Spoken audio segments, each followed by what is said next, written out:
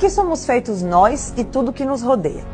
Essa é uma das principais perguntas sobre o universo e até agora a resposta para ela é quase perfeita.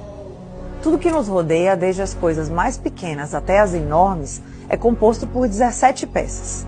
Essas 17 peças interagem e se combinam entre si, dando forma ao mundo tal como o conhecemos.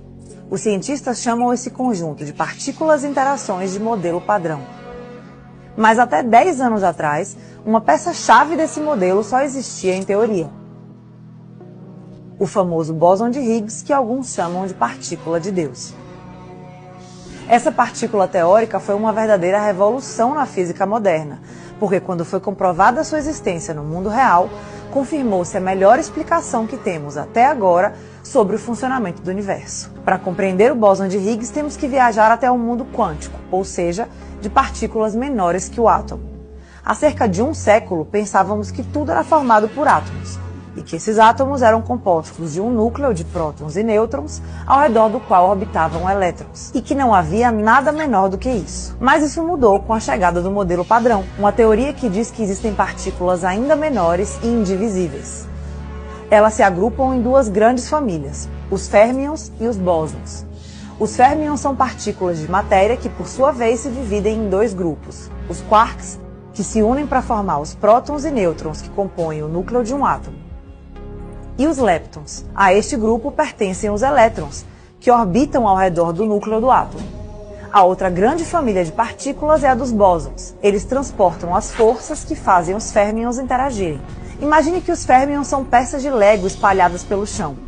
Os bósons transmitem um conjunto de forças que influem sobre essas peças e permitem que elas se juntem umas às outras. As infinitas combinações possíveis entre férmions e bósons podem formar desde uma bola de gude até um poderoso sol queimando a milhões de graus.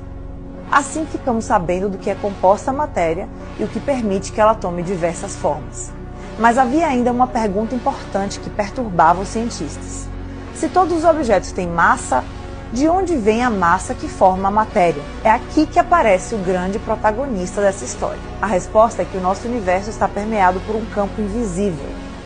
Um dos primeiros a descrever esse campo foi o físico britânico Peter Higgs, por isso ele leva seu nome.